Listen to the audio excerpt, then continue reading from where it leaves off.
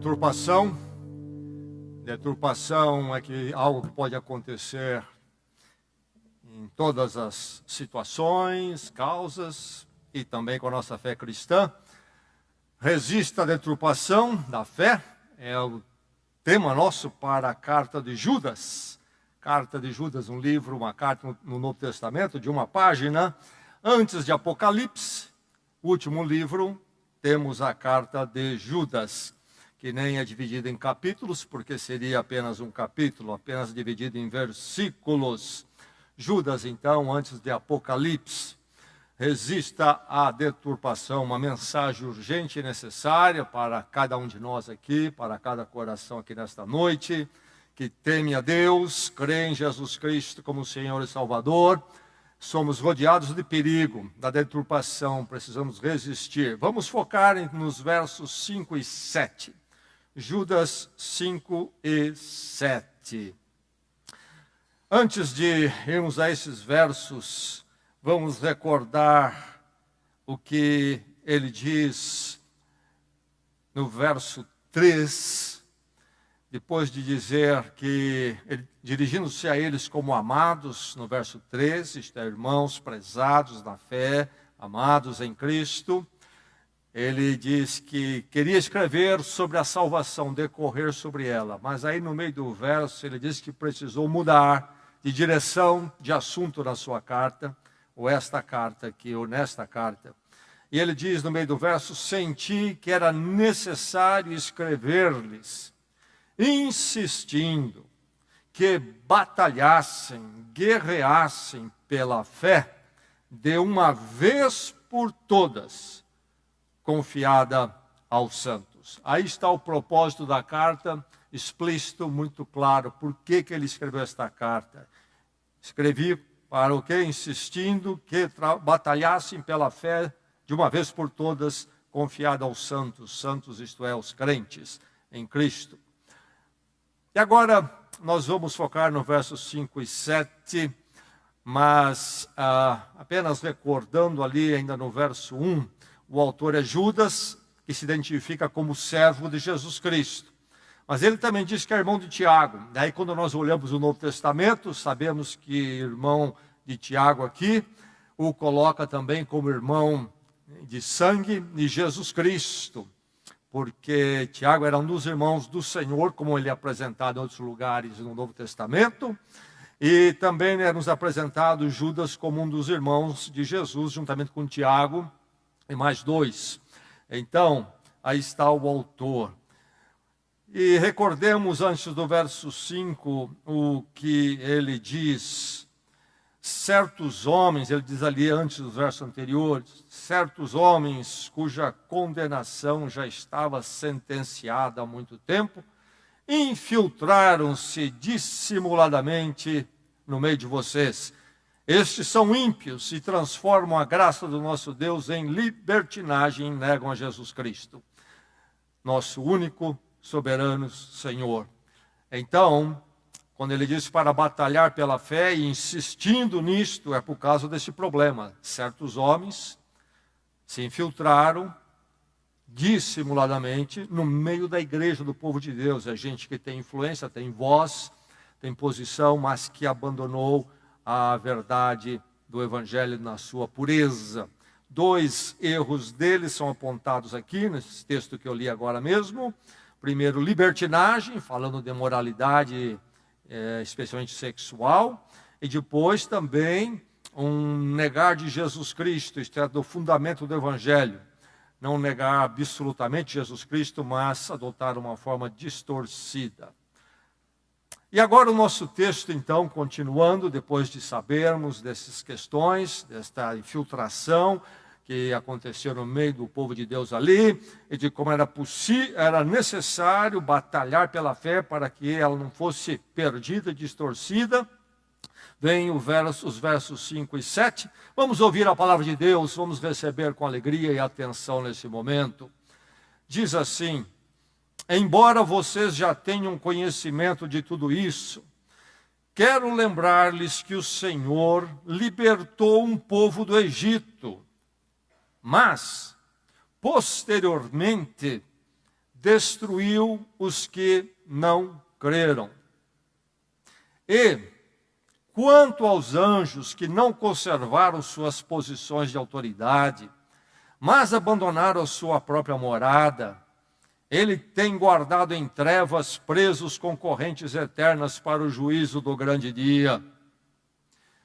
De modo semelhante a este, Sodoma e Gomorra e as cidades em redor se entregaram à imoralidade e a relações sexuais antinaturais, estando sob o castigo do fogo eterno, elas servem de exemplo.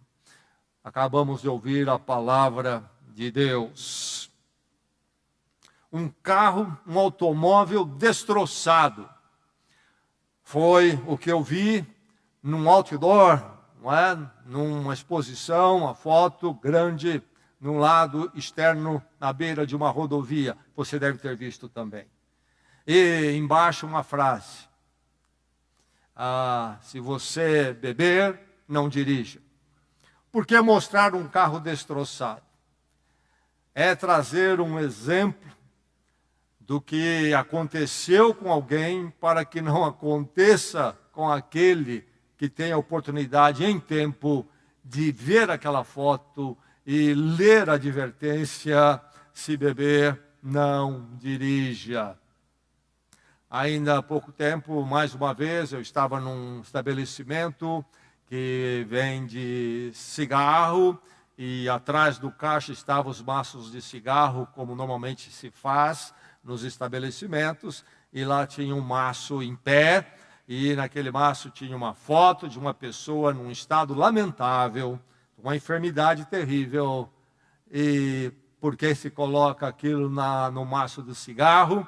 É para que aquele que não chegou lá ainda, ao ver as consequências do cigarro, com aquele exemplo, ele não caminhe para lá.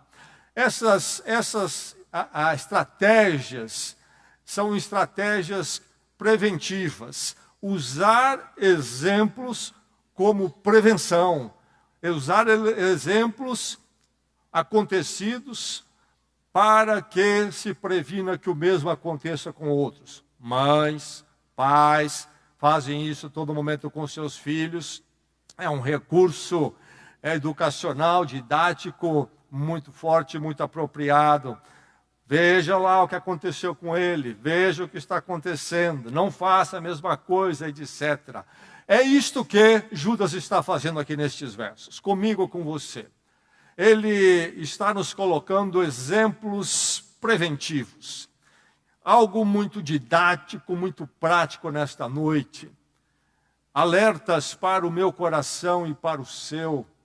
Alertas que podem significar vida ou morte.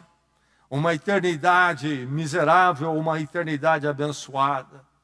Então, ouçamos a palavra de Deus quando nós vemos estes exemplos e focando no que esses exemplos querem fazer conosco. Lá estão aqueles irmãos expostos à influência de pessoas que tinham fala dentro da igreja, pessoas que se apresentavam como influentes, mas que deturpavam a verdade do Evangelho, quem é Jesus Cristo, e isto levava a consequências e vinha junto com um desvio moral, especialmente na área sexual. E então a eles é que Judas coloca esses exemplos, essas fotos de carros destroçados, para eles verem e eles lembrarem: olha o que aconteceu no passado, então não aconteça com vocês. Cuidado com o erro que penetra no meio daquilo que se chama movimento evangélico, ou até de cristandade, e até dentro das igrejas. Cuidado, cuidado. Previna-se do erro, meu irmão, minha irmã. Previna-se do erro, porque ele pode nos levar a pior das situações, como essas que encontramos aqui. Nós encontramos aqui ele falando de um acontecido de descrença. E essa descrença se tornou fatal. uma descrença fatal. Ele diz no verso 5, embora vocês já tenham conhecimento de tudo isso, vocês já tenham conhecimento de tudo isso, quero lembrar-lhes que o Senhor libertou um povo do Egito, mas posteriormente destruiu os que não creram. Ele está se referindo ao quê? Bem, a Israel. Judas é judeu, e ele escreve a cristãos que vinham do judaísmo, eram judeus convertidos, e por isso ele diz, eu sei que vocês têm conhecimento de tudo isto, e mais uma vez quero lembrá-los, a repetição é boa didática, reforça, e ele lembra-os do quê? Que uma vez eles, os judeus, o povo de Deus do Velho Testamento, foram libertos de um estado de escravidão lá no Império do Egito. Deus os tirou de lá sob a liderança de Moisés. Isso tudo nós temos no livro de Êxodo. E depois nós vamos encontrar narrativas paralelas em Deuteronômio, também Números, livro de Números, tudo ali no chamado Pentateuco, os primeiros livros da Bíblia. Mas chega a hora quando eles então já foram libertos, estão marchando ali no deserto, rumo então ao território, à terra que Deus daria a eles. E aí então são enviados 12 espias para ver a terra que Deus haveria de dar a eles, para que eles examinassem lá como é que estava a situação e como é que eles poderiam ocupar aquela terra.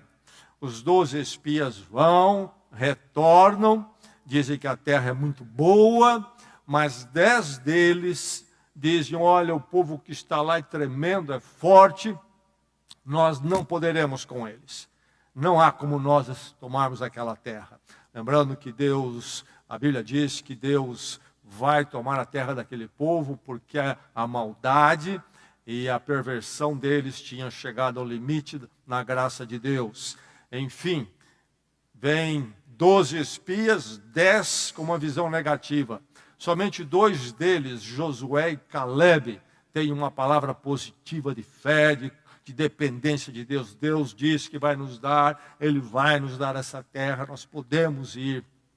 E aí o povo se contamina com o testemunho dos descrentes, os 10 descrentes, que não confiam no que Deus prometeu e ficam intimidados diante dos inimigos. E então, ali Deus diz que aquela geração não entraria na terra que Ele prometera. E o povo passa então para uma peregrinação de 40 anos. Eles poderiam ter chegado na terra muito, muito antes, pouco tempo, 40 anos. Somente Josué e Caleb, dos que saíram do Egito, entram na terra prometida. Aqueles que entram não estiveram no Egito. Houve uma renovação de uma geração. O que acontece com essa situação que está em Números, capítulo 13 e capítulo 14. Números 13 e 14. É uma apostasia. É uma forma de se abandonar a fé. Uma vez eles saíram do Egito, uma vez eles disseram que criam, eles haviam clamado ao Deus Yahvé que os libertasse, disseram que criam, Deus os libertou, ficaram maravilhados e contentes, eram pessoas que criam, chega um momento quando eles não creem mais. O perigo que pode chegar em nossas vidas. O que Judas está fazendo aqui é muito paralelo com o que o livro de Hebreus, que vemos aos domingos, faz de forma alongada. A questão do abandonar da fé. Perigo, cuidado. Meu irmão, minha irmã, é preciso reafirmar a sua confissão. Não é confessar novamente. Não é ser salvo novamente cada dia. Não é isto. Mas sim verificar que nós não estejamos apenas numa confissão que fica no passado. Se perguntássemos a esses israelitas que saíram do Egito, se eles criam, eles diriam, olha, nós cremos muito. Nós cremos. Mas cremos aqui no sentido de passado. Porque depois eles não criam mais. É preciso tomar cuidado, a descrença é fatal, a apostasia é terrível. E lembrar que Deus hoje está olhando a nossa fé e está nos apegando a Ele. Então aí está o exemplo do povo de Israel. Como eu disse, a semelhança de Hebreus nos trazendo também aqui uma tipologia.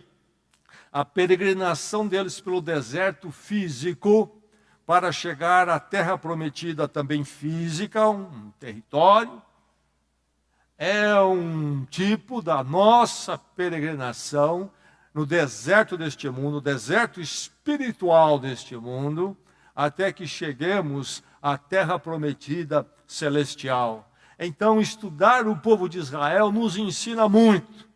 É saudável para nós, porque a nossa fé é instruída muito pela experiência do povo de Israel quando entendemos a tal da tipologia, o tipo, o antítipo, e então como é que um ilumina o outro, um é a realização, o outro é então sombra, enfim. Aqui está um caso para eu e você atentarmos com todo cuidado e que a palavra de Deus, Judas, está nos dizendo, não aconteça com vocês isto. Verifique que cada dia a sua fé esteja firme e forte. Aquela que houve no passado, que houve ontem na sua vida, esteja hoje na sua vida. E você zele, aprimore, fortaleça cada dia, para você não cair na descrença. É fatal, a descrença acaba com tudo na caminhada com Deus. Mas ele vai falar também de uma rebelião tremenda, que nós até nem entendemos bem o que foi isto. Mas esta rebelião é insensata ao grau máximo. Isto mesmo, ele diz no verso 6, ele descreve essa rebelião, e quanto aos anjos, que não conservaram suas posições de autoridade, isto é, aquilo que Deus tinha colocado sobre o domínio deles, como agentes de Deus, não autoridade absoluta, mas aquela que Deus confiara a eles, conforme Deus assim quis. Diz então, não conservaram suas posições de autoridade, mas abandonaram a sua própria moradia, isto é, o lugar que pertencia a eles, eles deixaram o lugar que pertencia a eles, enquanto aquilo que Deus queria e tinha para eles. Aí ele continua, Deus, os tem guardado em trevas, presos em correntes eternas para o juízo do grande dia. O juízo do grande dia, então, é o dia do Senhor, na voz dos profetas, é o dia da volta de Cristo, e as coisas e a ordem desta humanidade será colocada no lugar. Mas, enfim, ele fala destes anjos aqui numa rebelião. Não conservaram suas posições. Abandonaram sua própria morada. E aí, por isso, então, tendo rebelado contra Deus, o que Deus propunha para eles, e Deus os criou para uma finalidade, eles quiseram sair fora disso, não quiseram ficar com aquilo que Deus propôs para eles, então Deus os destina ao juízo. Que situação essa desses anjos? Muitos interpretam isto como sendo lá o que acontece em Gênesis 6, quando lá em Gênesis surge essa situação um pouco aparentemente misteriosa, que os filhos de Deus casaram com os filhos dos homens, e a perversão tomou conta. Alguns começam então a pensar, ou muitos intérpretes pensam, que então ali nós temos o casamento de anjos caídos com mulheres então humanas, e então esse seria o problema ali. Nós não podemos dizer isso com certeza, que seja isso, aliás, não é isto, eu entendo, e os intérpretes colocam que lá na verdade, esse casamento ali entre filhos de Deus e filhos dos homens é casamento entre aqueles que criam no Senhor, pertenciam ao Senhor, e os que não criam no Senhor, o tal do casamento misto, quanto um crente com um não crente. Mas o que acontece? Bem, nós temos outras pinceladas das Escrituras que nos falam da queda de anjos e de Lúcifer, Isaías, profeta Isaías, lá 700 antes de Cristo, no capítulo 14, verso 12, ele falando do império da época ali, ele vai falar algo que extrapola a queda do imperador, e que então indica algo mais. Ele diz: como você caiu dos céus, ó estrela da manhã. E essa estrela da manhã é a nossa palavra Lúcifer. Como você caiu dos céus. Veja como se extrapola um poder humano, um rei humano. Como você caiu dos céus, ó estrela da manhã, Lúcifer, filho da alvorada. E isso aqui se refere, então, à chamada estrela Vênus, que na verdade não é uma estrela, primeiro a aparecer no céu de manhã. Como foi atirado à terra, você que derrubava as nações. Acomode-se na proposta de Deus. Então, esse texto estaria nos dando uma direção de como o diabo veio a surgir, Lúcifer, numa rebelião contra Deus, caiu dos céus, ó estrela da manhã. Jesus vai fazer um comentário lá em Lucas 10, ele envia os discípulos para irem e pregarem o evangelho às cidades circunvizinhas, e eles voltam depois com um relatório animador, eles ficam empolgados, como realmente o poder que Jesus tinha dado a eles se cumpria, inclusive em lidar com pessoas endemoniadas. E Jesus, então, ao ver o comentário deles, diz: eu vi Satanás caindo do céu como um relâmpago. Eu lhes dei autoridade para pisarem sobre cobras e escorpiões, sobre todo o poder do inimigo, nada lhes fará dano. Cobras e escorpiões aqui é símbolo do mal, e não literalmente vamos pisar em cobras e escorpiões.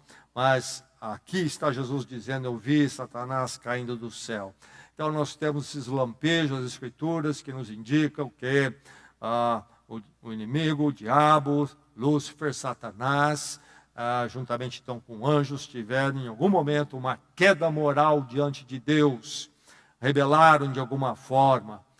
Em 1 Coríntios 11:14, no capítulo 11, o apóstolo Paulo está lidando com os chamados falsos apóstolos que estavam dentro da igreja. E ele está advertindo então a igreja de Corinto aqui. Em 2 Coríntios 11:14, ele diz: isso não é de admirar, pois o próprio Satanás se disfarça de anjo de luz. Portanto, não é surpresa que os seus servos finjam que são servos da justiça, isto é, do Evangelho. O fim deles será o que as suas ações merecem. Satanás se disfarça em anjo de luz. Lembre-se sempre disso. Nós temos uma ideia de diabo, Satanás, que vem da Idade Média. É uma figura horrível, que qualquer um de nós sairia correndo se visse aí em algum lugar. Mas nós encontramos o apóstolo Paulo dizendo que é bem diferente. É muito atrativo, há uma beleza, se transforma em anjo de luz. O mal tem um lado atrativo. Por isso que as pessoas vão atrás. Se não tivesse, ninguém ia atrás. Tome todo cuidado. Mas o mal é enganador, começa doce e termina muito amargo. Enfim, aqui está esta situação de uma rebelião cósmica. Nós não sabemos exatamente o que se passou.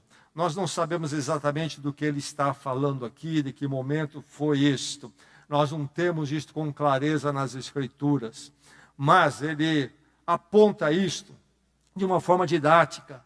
Isto é, eu e você não precisamos saber exatamente o que foi esse negócio de anjos que não conservaram suas posições de autoridade, mas abandonaram a sua morada. Nós não podemos não saber, não precisamos saber exatamente o que foi isso, porque aquilo que nos é dado é suficiente para aquilo que eu e você precisamos e o texto bíblico quer nos dar. Isto é, não caia em rebelião contra Deus na sua vida. Esse é o ponto. E isto nos basta para esse texto, para ele se tornar altamente relevante para a minha vida e para a sua. Porque toda rebelião contra Deus na minha vida e na sua é insensato. Isso é um absurdo. Como é que pode se sonhar que se pode rebelar contra Deus? Só de intencionar isso já é algo muito estulto, muito tolo. Quem poderá levantar uma revolução contra Deus? Que isso não aconteça na minha vida nem na sua. Eis o que a palavra nos diz. Como evitar isso? Submeta-se ao plano de Deus para a sua vida. Não se rebele contra Deus. Olhe o plano de Deus para a sua vida e seja fiel no plano de Deus para a sua vida. Onde Ele o tem colocado, onde Ele o tem enviado hoje, enviará amanhã, situação que for, ali é do Senhor e você ali, então sabe que você está com Ele, seja situação difícil, situação fácil, e ali você viva a sua fé com Deus naquela situação. Não vá contra o plano de Deus, não abandone aquilo que você sabe é o que Deus quer de você, o que a palavra tem lhe instruído. Cuidado com a rebelião. E mais, reconheça a soberania de Deus. Estes anjos não aceitaram o plano de Deus para eles, abandonaram a morada deles. E mais, eles não quiseram mais reconhecer que Deus é soberano. Nós vamos dar um golpe de Estado aqui nos céus. Nós vamos derrubar Deus e tomar o poder, quem sabe. Ou vamos ficar de igual para igual. É preciso reconhecer a soberania de Deus, isto é segurança. Isto é descanso para o nosso coração, saber que o Senhor está sobre as nossas vidas e o Senhor conduz os nossos caminhos e nós procuramos então nos submeter ao plano dele para nós e não nos rebelar em amargura, em abandonar os caminhos dele. Quantas pessoas que uma vez disseram-se discípulos de Cristo, crentes em Cristo Jesus e por causa de uma situação na vida se rebelaram contra o plano de Deus. Rebelião insensata, não faça isto, ninguém vai vencer essa parada. Esses anjos foram reservados, diz aqui, por Deus, foram guardados em trevas para o grande dia, o dia do julgamento. Deus não vai permitir que a mentira prevaleça. Deus está sendo aqui egotístico. Não, Deus está preservando a verdade. Alguém se rebelar e achar que pode tomar o lugar de Deus, como o pecado original, principal, básico no coração humano, que vem lá do Jardim do Éden, foi, quando então Satanás mesmo vai dizer a Eva e depois a Adão, se você comer do fruto, você vai ser como Deus, vai se tornar como Deus. Esta ideia Deus não aceita, porque é mentira. E sendo mentira, irá nos fazer mal, como faria para estes anjos aqui também.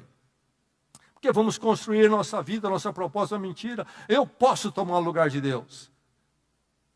Filósofo lá da antiga Grécia, chamado Protágoras, disse que o homem ou o ser humano é a medida de todas as coisas. E é este tipo de proposta que domina o pensamento cultural e da sociedade. O ser humano é a sua própria medida.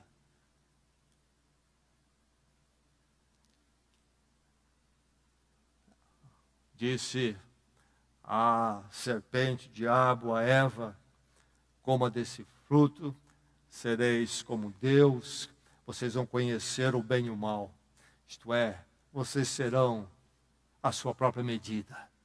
Se vocês não comem, vocês estão dizendo que Deus é a medida do certo e do errado. Vocês comendo, vocês vão dizer, nós somos, seremos como Deus. Tolo, tolo. Essa rebelião é fadada ao fracasso e Deus julga porque é erro, é mentira e Ele não pactua com isso. Então é preciso se prevenir, olhando os exemplos, a descrença fatal, a rebelião insensata e quando há um afastamento de Deus, há uma rebelião contra Deus, em seguida, isso é história humana. Em seguida vem a imoralidade. Porque o ser humano perde a referência, e ele fica entregue a si mesmo, e fica entregue então a todos os seus ímpetos, sem freio, e então a imoralidade surge, e especialmente a imoralidade sexual. Vem a imoralidade trágica. A imoralidade é sempre trágica. Ela sempre traz destruição. E este último exemplo dele aqui é relevante para os nossos dias, porque nós estamos assistindo exatamente isto, de uma forma veloz. Exatamente isso de uma forma veloz. No verso 7 diz, de modo semelhante a estes, Sodoma e Gomorra, e as cidades ao redor. A Bíblia vai nos indicar mais 4 ali na região, Sodoma e Gomorra as principais. Sodoma e Gomorra e as cidades em redor se entregaram à imoralidade e relações sexuais antinaturais, estando sob o castigo do fogo eterno, elas servem de exemplo.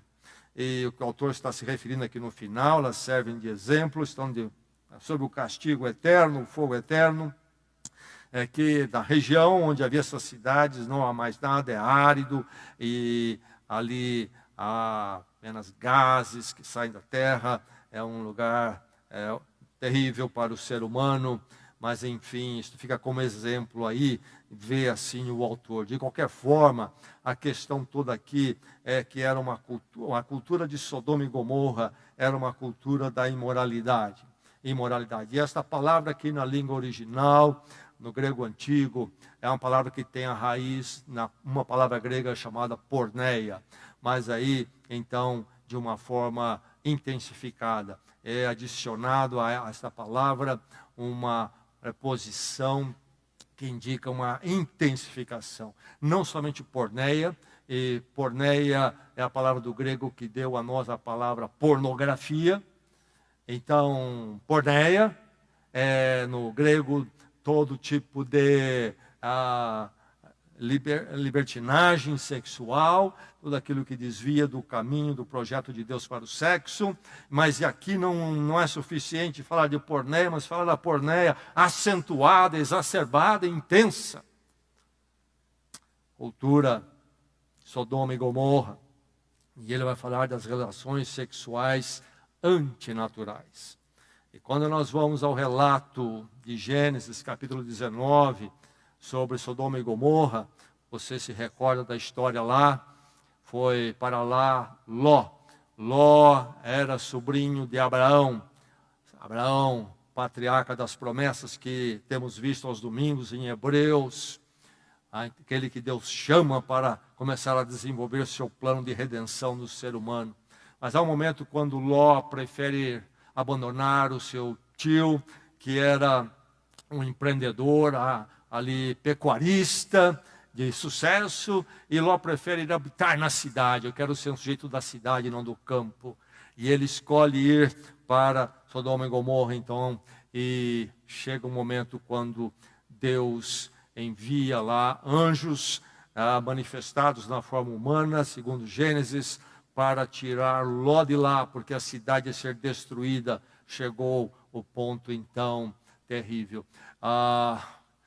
Ló recolhe essas pessoas da sua casa, e ali cidadãos da cidade sabem disto, avançam para a casa dele, querem invadir a casa e querem tomar aqueles visitantes e dizem, eles queremos conhecê-los. A questão é que a palavra conhecer no hebraico é não somente você tomar nota de que alguém existe, mas é usado também de forma comum para falar de relação sexual. No Gênesis vai falar sobre Adão conhecer Eva.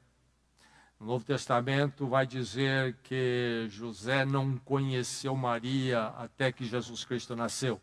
Primeiro um nascimento virginal, depois ele conheceu Maria, houve um relacionamento com ela. Enfim, eles queriam conhecer esses homens. Hoje em dia nós temos a teologia gay, que tenta rever todos esses textos para provar e formar a possibilidade deles continuar no caminho deles, se apresentando como cristãos. mas os textos são muito fortes e claros, e há outros textos na palavra de Deus. A verdade é que aqui é uma advertência sobre todo tipo de porneia, isto é, tudo aquilo que, em relação ao sexo, foge do plano, do propósito de Deus. E hoje há esta imoralidade, a expressão da rebelião humana. E falar das Escrituras e afirmar que só o caminho da palavra é o correto, coloca você em grande perigo nos nossos dias. Mas, enfim, a imoralidade trágica.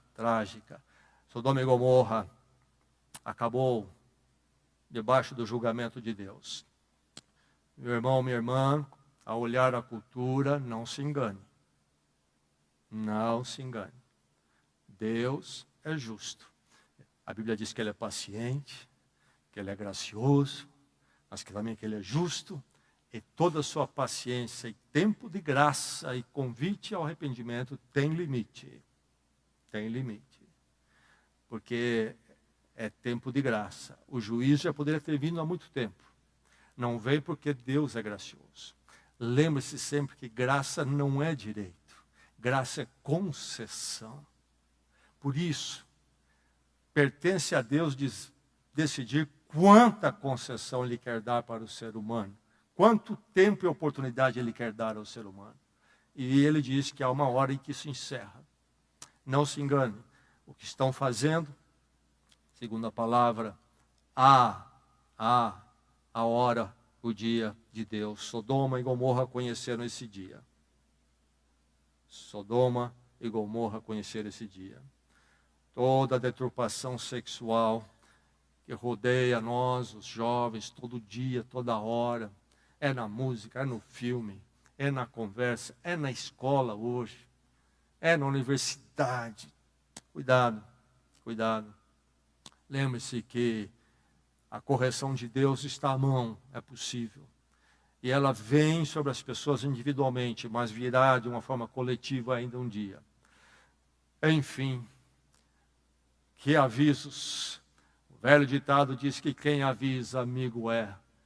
Meu irmão, minha irmã, meu jovem, minha jovem. Deus e a palavra dele são seus amigos. Por isso os alertas. Você caminha com Deus, molda a sua mente pela palavra. Você vai ser protegido das tristezas, desgraças que estão aí fora. As pessoas estão nos seus caminhos, construindo seus próprios caminhos, como eles querem, mas estão se arrebentando. Deus tem algo melhor para você. Quem avisa, amigo é, Deus é o seu amigo. A palavra de Deus é sua amiga. Caminha com Ele e você vai caminhar bem. A frase final do verso 7 explica bem tudo o que foi feito aqui. Diz o quê? Servem de exemplo. Se refere particularmente a Sodoma e Gomorra, mas os 3 exemplos são importantes para mim e para você. Com estes exemplos, previna-se do erro, que o erro não chegue à sua vida, que o inimigo, o diabo, não dance na sua vida, mas que você possa caminhar com Cristo sempre e construir uma história edificante e não ser aquele avião que caiu, se arrebentou porque quis voar por si mesmo, independente da torre de controle, de todas as indicações e se arrebentou, deixou um rastro de destruição. Que essa não seja a sua história. Olha para trás, deixei um rastro de destruição. Talvez você diga, sabe, é minha história esta. Mas a graça de Deus chegou à sua vida. Se for no passado assim, Deus o toma onde você está. E você pode então começar a escrever uma história onde não haja um rastro de destruição, mas de edificação com Deus. Que assim seja na vida de cada um aqui hoje e para sempre. Vamos orar.